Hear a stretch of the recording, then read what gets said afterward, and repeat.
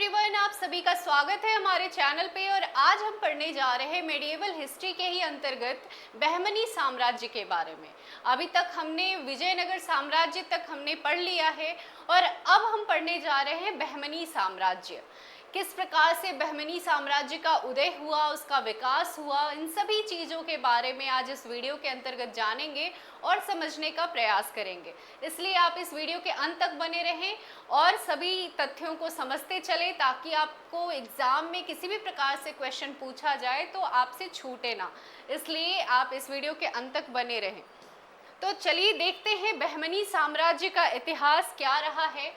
तो सबसे पहले हम जानेंगे कि दक्षिण में जो 14वीं शताब्दी के अंतर्गत जो दो साम्राज्य का उदय हुआ था, सबसे पहला बहमनी साम्राज्य और विजयनगर साम्राज्य का उदय हुआ था। उस समय में दिल्ली सल्तनत के अंतर्गत कौन से शासक कार्य कर रहे थे? तो मोहम्मद बिन तुगलक जो हैं वो शासन, उनका कार्य चल रहा था मोहम्मद बिन तुगलक का। और बहमनी साम्राज्य की स्थापना कौन करते हैं? हसन गंगू 1347 ईस्वी में, जिसे अलाउद्दीन हसन भी कहते हैं, बहमन शाह भी कहा जाता है या फिर जफर खान भी कहा जाता है। ठीक है, यही होते हैं बहमनी साम्राज्य के संस्थापक। और उस समय दिल्ली सल्तनत के अंतर्गत कौन से राजा राज्य कर रहे होते हैं? शासक जो सुल्तान होते हैं वो कौन से होते हैं? मोहम्मद बिन तुगलक। ये क्वेश्चन पूछ लिया जाता है एग्जाम में कि जब बहमनी साम्राज्य की स्थापना हुई तो उस समय दिल्ली सल्तनत के अंतर्गत कौन से सुल्तान थे? तो मोहम्मद बिन तुगलक के समय में ही बहमनी साम्राज्य की स्थापना होती है और बहमनी साम्राज्य के जो संस्थापक हैं वो हैं हसन गंगू। ठीक है, अब यहाँ पे आप देखें कि बहमनी साम्राज्य ये पूरा जो है ये बरार है, ये बरार का क्षेत्र है और बरार से लेकर ये जो कृष्णा नदी है यहाँ तक का जो पूरा क्षेत्र है ये बहमनी साम्राज्य के अंतर्गत आता है। ठीक है, बहमनी साम्राज्य। और ये है विजयनगर साम्राज्य जिसके बारे में हमने पढ़ लिया है। ठीक है, बहमनी साम्राज्य यही है, बरार से लेकर के कृष्णा नदी के तट तक जो साम्राज्य है वो बहमनी साम्राज्य है। इसकी राजधानी जो है गुलबर्ग है और इसकी राजभाषा मराठी है।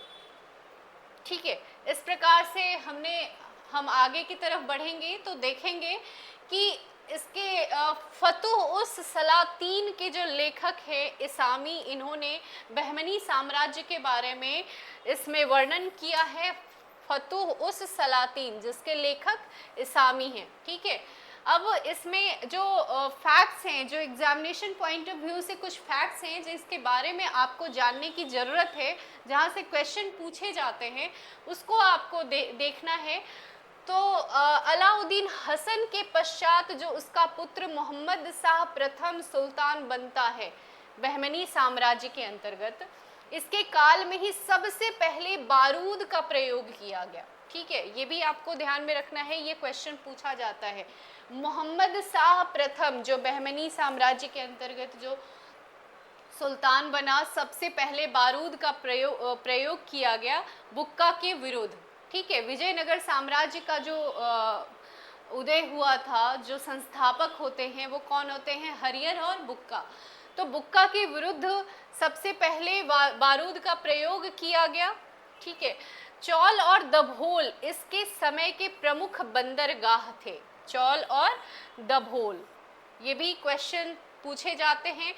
मोहम्मद तृतीय के शासनकाल में ख्वाजा जहां की उपाधि से महमूद गवाह को प्रधानमंत्री नियुक्त किया गया। ईरानी जो महमूद गवाह थे उसे ख्वाजा जहां की उपाधि से प्रधानमंत्री नियुक्त किया गया था। ठीक है, तो इस प्रकार हम देखेंगे 1470 ईस्वी में रूसी यात्री निकितन बहमनी साम्राज्य की यात्रा पर आया था। ठीक है, इस समय बहमनी राज्य पर मोहम्मद तृतीय का शासन था। तो ये कुछ क्वेश्चन हैं, अभी आगे बढ़ेंगे हम देखेंगे कलीम उल्लाह बहमनी वंश का अंतिम शासक था। बहमनी वंश का अंतिम शासक कलीम उल्लाह था। ठीक है, बहमनी वंश का अंतिम शासक था।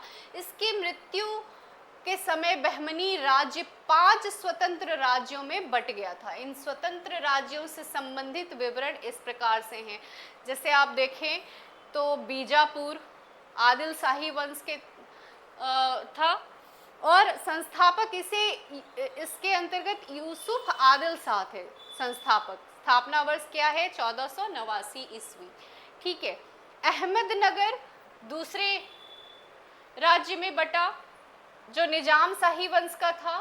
संस्थापक मलिक अहमद थे और स्थापना वर्ष 1490 ईस्वी। ठीक है, ये क्वेश्चन आता है एग्जाम में, आपको ध्यान रखना है। सबसे पहला बीजापुर, इसके वंश थे आदिल शाही वंश के थे, संस्थापक यूसुफ आदिल शाही, स्थापना वर्ष 1489। अहमदनगर कौन से वंश के थे? निजाम शाही वंश, संस्थापक मलिक अहमद।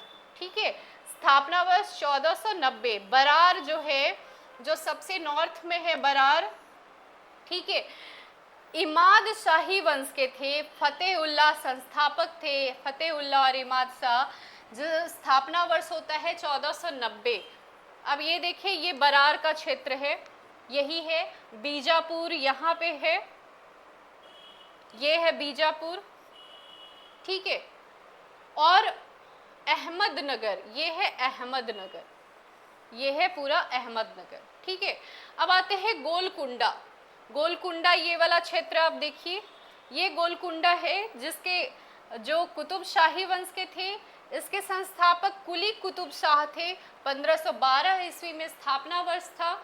और बीदर जो है, बीदर ये वाला जो क्षेत्र आप देखें तो बीदर बरीद शाही वंश के और इसके संस्थापक अमीर अली बरीद थे। स्थापना वर्ष 1526 ईस्वी। ठीक है, तो इस प्रकार से कितने वंश हो गए? 5 वंश में डिवाइड हो गया पूरा, 5 राज्यों में, स्वतंत्र राज्यों में डिवाइड हो गया पूरा बहमनी साम्राज्य, और अलग अलग रूप से कार्य करना प्रारंभ किया।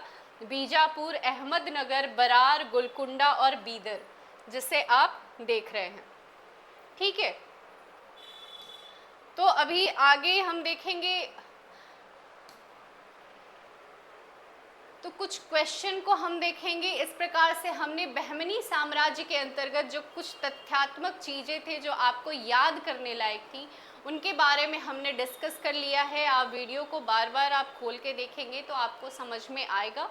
ठीक है, बहुत ज़्यादा डिटेल में जाने की ज़रूरत नहीं है। अगर आप बहुत शॉर्ट में समझना चाहें तो इन सारी चीज़ों को आप याद कर लें तो आपका बहमनी साम्राज्य कंप्लीट हो जाएगा।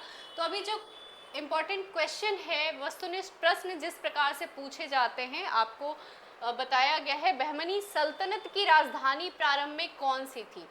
तो गुलबर्ग, जैसा कि हमने बताया आपको, गुलबर्ग राजधानी थी। ठीक है, बहमनी साम्राज्य की, बहमनी साम्राज्य की राजधानी गुलबर्ग। अब मेंस पॉइंट ऑफ व्यू से जो क्वेश्चन बनता है वो कैसे पूछा जाता है? तो बहमनी सल्तनत के पतन के कारणों की विवेचना कीजिए और इसके स्थान पर उभरे 5 उत्तराधिकार राज्यों के नाम लिखिए। ठीक है, तो बरार से लेके कृष्णा नदी तक के जितने भी 5 राज्य जो उभर के आए थे उनके बारे में भी आप नोट डाउन करें, उसके बारे में लिखें, कौन कौन से संस्थापक थे, किस प्रकार से स्थापना हुई, सभी चीज़ों के बारे में आप पूछे जाते हैं एग्ज़ाम में, तो आप लिखें। और एग्ज़ाम से रिलेटेड जितना भी क्वेश्चन आप बनाते चलेंगे उतना ही ज़्यादा आपका आंसर मजबूत होता चला जाएगा। तो आप तैयारी गंभीरता से करना शुरू करें ताकि आपको एग्जामिनेशन टाइम में प्रॉब्लम ना हो, इसलिए आप हमारे वीडियो में बने रहें और समझने का प्रयास करें। तो अगर आपको ये वीडियो पसंद आता है तो चैनल को लाइक करें, सब्सक्राइब करें। धन्यवाद।